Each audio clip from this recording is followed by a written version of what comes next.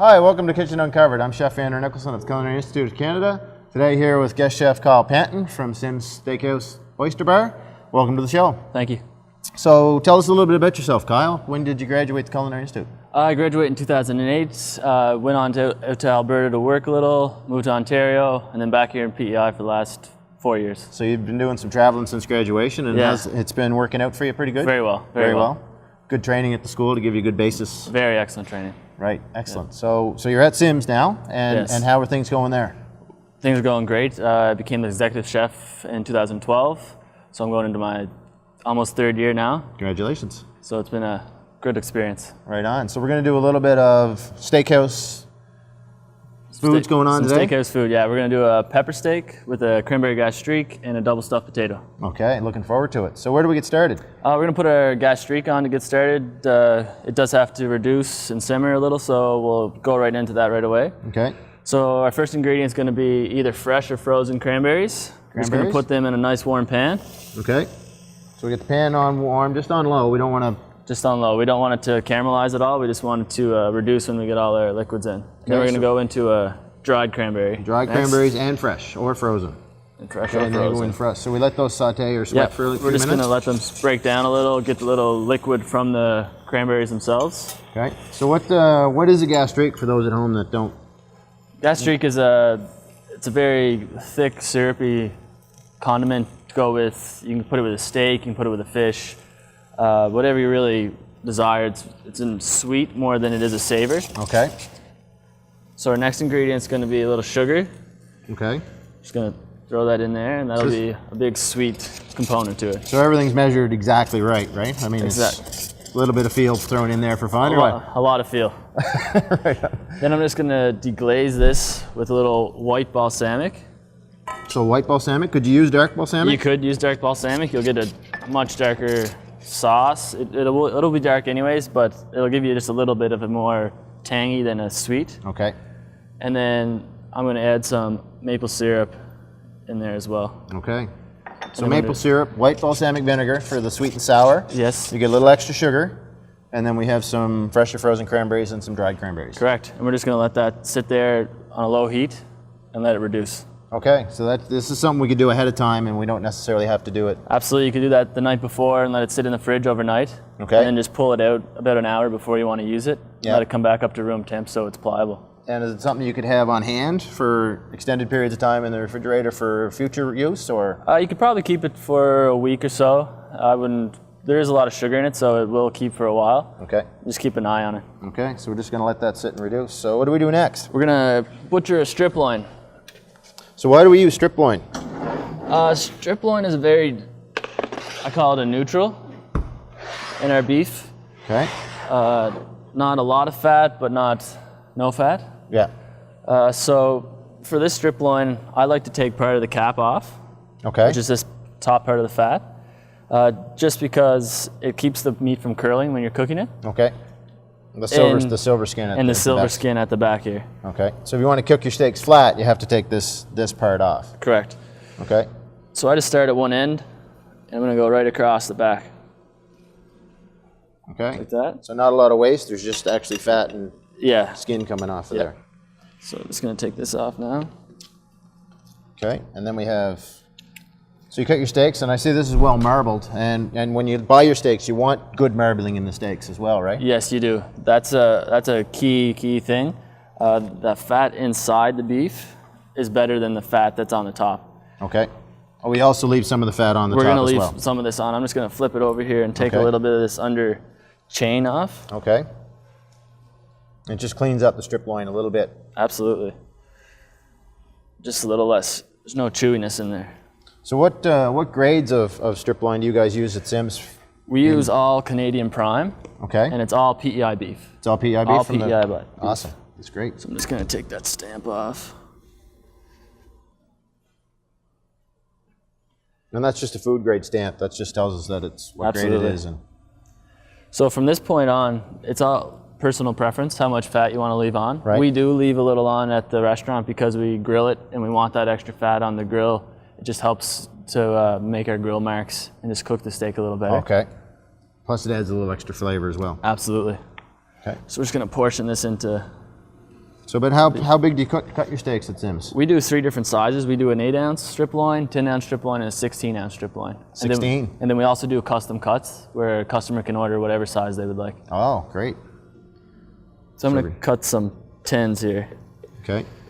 The first steak's usually a little uneven, so we just kind of square that up. And then we can have a nice straight strip loin here. And then we're looking at nice marbling inside the steak as well, not just... Absolutely. And that's where all the flavor and all the extra moisture and stuff comes from. Correct. Okay. So you see that there? All that is marbling in there. Yeah, that looks great. So these are choice Yes. strip loins from the plant from PEI beef. From PEI beef. Excellent. So we got our gastrique is reducing here. So about what consistency do we want this to reduce to? As when it's hot, you want it just running off the spoon, that it actually sticks to the spoon, but it still runs off. Kind of like a molasses. Yes, consistency? exactly like a molasses. Okay, so nice and syrupy, and reduced and thick. And we're kind of looking for the savory or the sour and from the cranberries a little bit, as well as and we the want sweet. those cranberries to break down a little to get that pectin inside it that really thickens it up. Okay. All right. So we got the gastrique going on. Our steaks are portioned. So we're going to take a quick little break. When we come back, we're going to do some double stuffed potatoes and a little steak rub, so don't go away.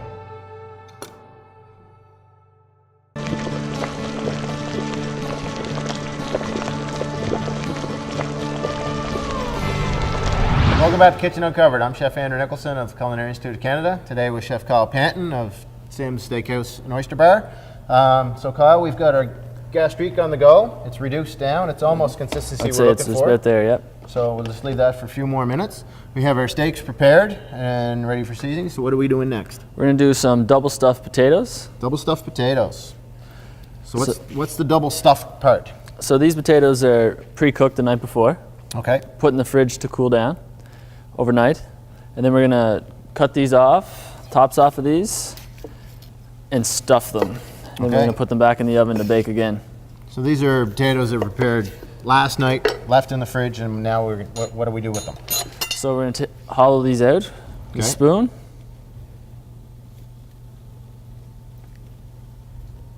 And you leave some of the meat in the potato. Some of the meat in, yeah. So you don't want to get right to the skins. You just want to get some of the insides out. So we have some prepared here, but we'll add that potato to it too. Just turn that down. So with the potato, you can rice it or mash it, however you prefer to do it. If you want a little bit of, some people like a little chunk in there, so they just mash it. So it doesn't have to be pureed or smooth or anything. It's just kind doesn't of have to be. Like your potatoes. Yeah, it can be if you want it to. Very rustic. Yep. Right on. So what are we putting in these for flavoring? So we use 5 main ingredients plus your salt and pepper. So we got some chives here. Okay. Snip chives, fresh from the garden. Fresh from the garden. We got a Swiss and cheddar blend. Okay. Medium or old cheddar, or does it really matter? Old cheddar we use. Old cheddar. But whatever your preference is, again. Then we got some double smoked bacon that's cooked off. Okay. Some bacon bits. Just gonna add a little lemon juice in there, just for some extra flavor. And then some sour cream. Okay. And we mix all that together. Yeah, we're gonna mix that all up. Awesome. So once you get these baked off, these are ready to go and can be done ahead of time. Yes. And we just finish them in the oven to get them hot through. Yeah, you could do these earlier in the day before your guests coming over, your company, and just keep them in the fridge. And then when you want to get them out, they take about 15, 20 minutes in the oven. Okay. So now that's mixed up there. We're gonna add that back into the potato. Okay. Potato so skins. do you use a piping bag for this, or can Yeah, you just we're gonna use a piping bag, but you could spoon it, or if you really want to get fancy, you can take a Ziploc bag, cut the corner off it, and use that as a piping bag. Yeah, if you don't have one at home. Piping bags at home. Exactly. Good point. Good point. So our steaks are resting. When we cook our steaks, and you're the expert on this, but when we cook our steaks, should they be at room temperature? Yes, you should. When we go to use them? Yeah, you should keep them out at room temperature for about 10-15 minutes prior to, if you're grilling them on a barbecue at home or doing them in a pan. We're going to do them in the fire oven today. So I'm just going to pipe this potato in here. I'm just gonna leave it nice and rustic. I'm not gonna fork it or anything on the top. Just gonna let it look nice and full. So double stuffed baked potatoes. Awesome. And that's that. Those are those potatoes. Okay. So next what we do is we're gonna do talk about our pepper rub. So we have 4 different kinds of peppers. So we got a Szechuan peppercorn, a black peppercorn, a pink peppercorn, and cayenne pepper. Okay. So this is your secret spice blend. This is one of our spices at Sims. Okay. So what we do is we put these all together in a food mill or a mortar and pesto, whatever you have at home. You can use coffee grinder, which works great. Okay. And this is actually our finished product right here. Okay. So it's an even blend of the seasonings. Yes. Or do you kind of go with a? We go with an even blend if you're going with a whole peppercorn. Right. You'll do equal parts. If you're using some wholes and some ground stuff already, you want to cut back on the ground a little. Okay. So we're gonna do a few steaks here. All right. So we get 3 steaks, and you rub this into the steak after it's relaxed on the counter for Absolutely, 10 yeah. minutes. So it's nice and room temperature right there. I'm gonna take a little oil here and brush it on just to help the peppers stick to it. Just a vegetable oil, or? Yeah, little canola oil there. Okay. Good.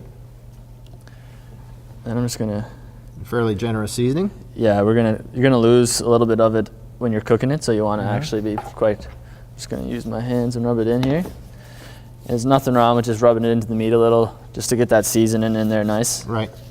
And should this sit on the steak for a little bit after you get it rubbed in there, just to kind of? Yeah, it wouldn't hurt to leave it even just Soak for a little 5 bit? minutes. 5 It would minutes? help. I'm just gonna go wash my hands. Okay. So we have a double stuffed potato. We've got chives, some old cheddar with some Swiss, bacon bits, a little bit of lemon juice, and sour cream. A little salt and pepper in there too, if you request it. So, and then we have our spice blend done on our steaks. So these are ready to go, ready for the barbecue. So if you're doing it in the fire oven, or in your oven or your grill at home, you want to make sure that everything's preheated. Yes, everything should be up to temp. We're going to do it in about 600 degree oven right here. We're going to do right on the stone. We're also going to throw our stuffs in there as well. Okay. So I'm just going to throw these in. And you want to do your spiced rub side down first. Spice rub side down. Yeah. Okay. And that gets a nice caramelization and a nice blackening of the spices, and the oils caramelize a little bit. Absolutely. I always just like to press the steaks down to make sure that all parts of the steak is touching the grill or the stone. I'm just going to set these in there too. Okay, and if you wanted to put some cheese on top of those, you could do that as Absolutely, put some cheese, some more bacon on top. Whatever you really, if you want it to be nice and hefty on the flavors. Okay. Excellent. So we got our steaks grilling in the pizza oven. We've got our stuffed potatoes. Our gas streak is ready to go. So when we come back, Kyle's going to show us how to do a quick little beef appetizer. So don't go away.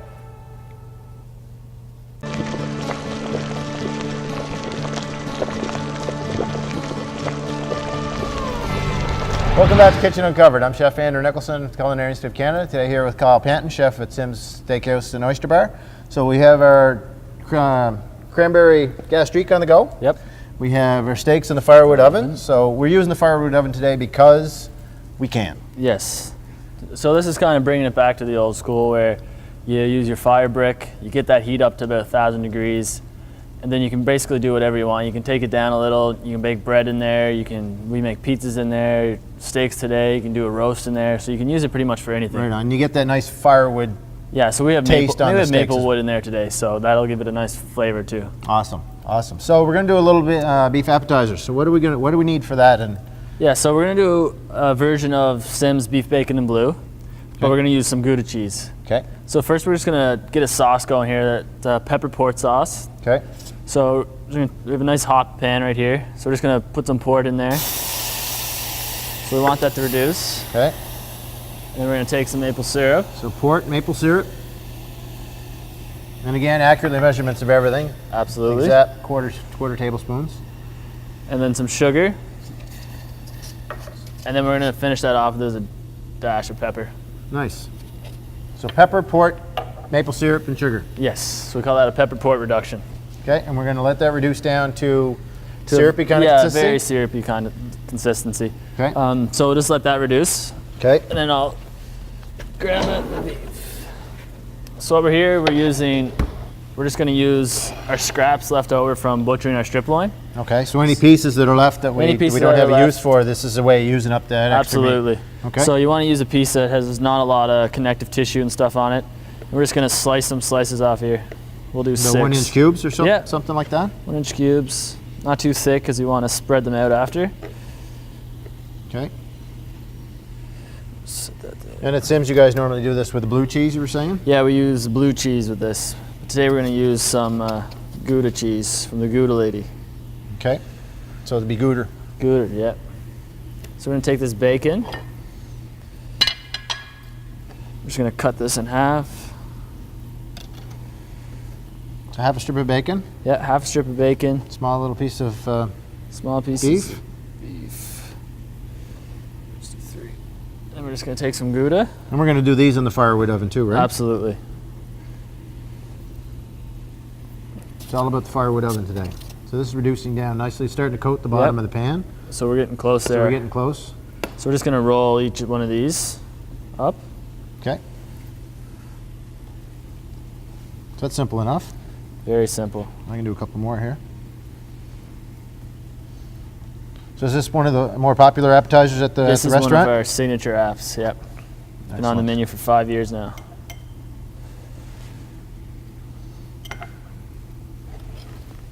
Seems pretty simple and a good way to use up some extra cut.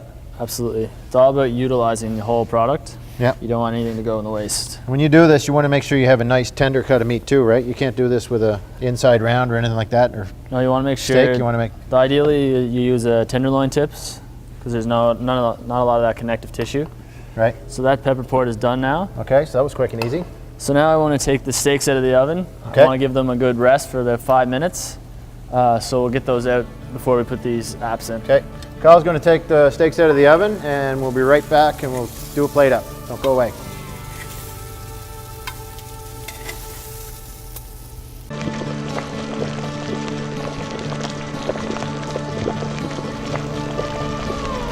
Welcome back to Kitchen Uncovered. I'm Chef Andrew Nicholson of the Culinary Institute of Canada. Today here with Chef Kyle Panton of Sim's Steakhouse and Oyster Bar. So Kyle, we have our cranberry gastrique on the go. It's almost done. We've got some oysters. Our steaks are out resting.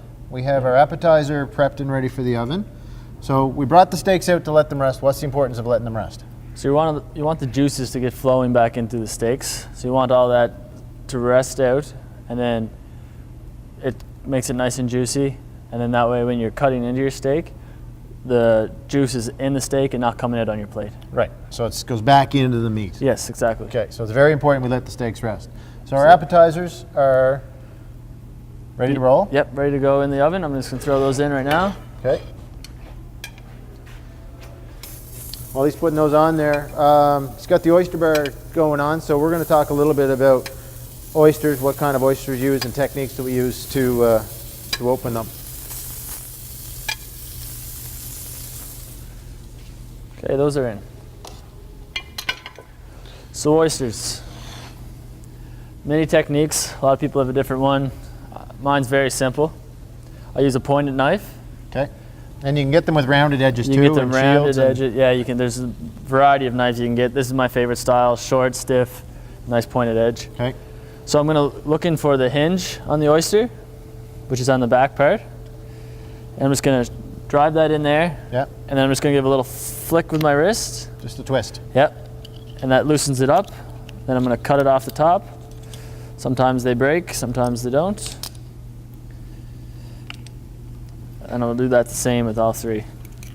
Okay. So it's more of a technique than it is strength and Absolutely. arm wrestling the oyster. Absolutely. And it's just a little twist of the wrist right in the corner of the hinge. Yep. With the oyster knife that you're most comfortable with. So, those are the oysters. Okay. And we take that. Yeah, we got a little shell on this one, so we can just cut that out. Yeah. And we should loosen them from the underneath too, right? Absolutely. So what would you serve with the oysters typically at the steakhouse? We do a variety of different sauces. We do mignonettes, which is what we're going to make here today. We do also do a cocktail sauce that's made in-house Okay. at Sim's. We do about 3 or 4 mignonettes. Different style, different flavors, different vinegars? Absolutely, and then we just do fresh horseradish as well. Okay. So we're just going to sit these out here in front. Awesome. So for our mignonette's very simple. Vinegar, shallots, and I like to put a little sugar in there as well, just to offset the vinegar a little bit? Yep. So we're just going to take this. Okay.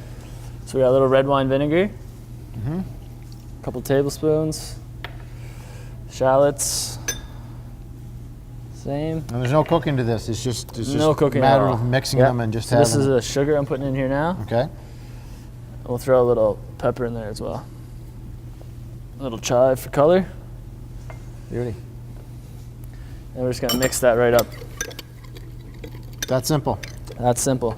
Red wine vinegar, shallots, little sugar, salt, pepper, and some chives. Absolutely. And we're just going to pour that back in there. Okay. I'm just going to set that on that plate for a garnish. Awesome. So next we're going to move into just going to, if you don't mind, sauteing our veg up. Sure.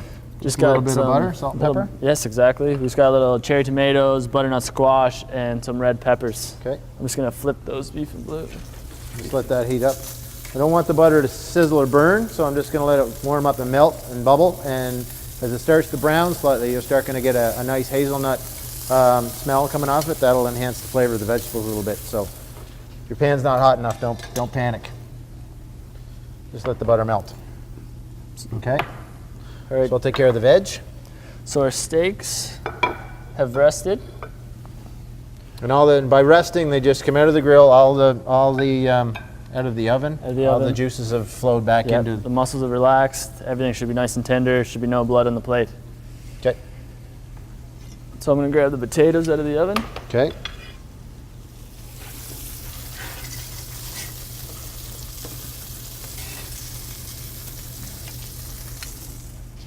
You really get the maple wood coming out of the oven all day here, right? Absolutely. So we're gonna do that. So that should stay. Those potatoes will stay hot for a good 3 or 4 minutes.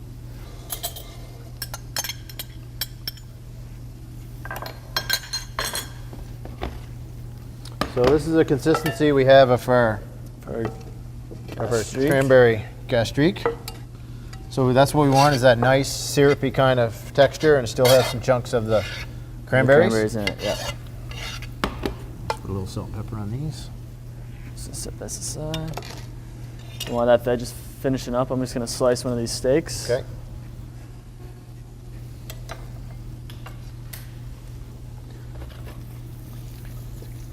And what we got in here for veg? We got some red pepper and some squash, Yes, and some cherry tomatoes. some cherry tomatoes. Nice fresh veg, nice colorful for the plate. So this steak we cooked about rare to medium rare. Looks good. That veg is done. Veg is ready. Veg is ready. So we're just gonna put a little on there.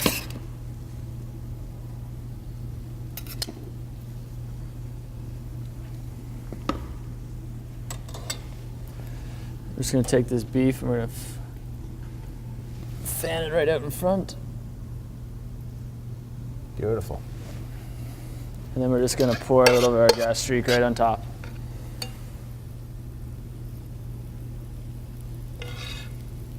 Mmm, look how juicy that steak is. Looks good. So that's the steak. So we're gonna move on to the beef and blue, beef and goudas. Beef and gouters. Beef and goudas should be done now.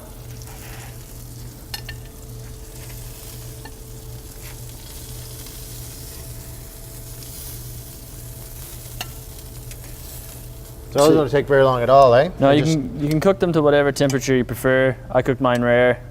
Yep. You can cook them well done, just leave them in a little longer. As you'll see, there's one that's split open. To prevent that, you could use a toothpick Toothpick or to hold a it together. barbecue skewer if you're doing them on the barbecue. So we're just gonna set these right on here. Kept your sauce warm just to keep it loose. Yes, that pepper. But you want a nice syrupy consistency to that as well, Absolutely. right? So we'll just take this one and we'll just pour it right over the pot. right on top of those, just like that. Beautiful. And that's that. Thanks for joining us. Thank you for having me. Our pleasure. For recipes, check out our website, kitchenuncovered.com. I'm Chef Andrew Nicholson of Culinary Institute of Canada. See you next time.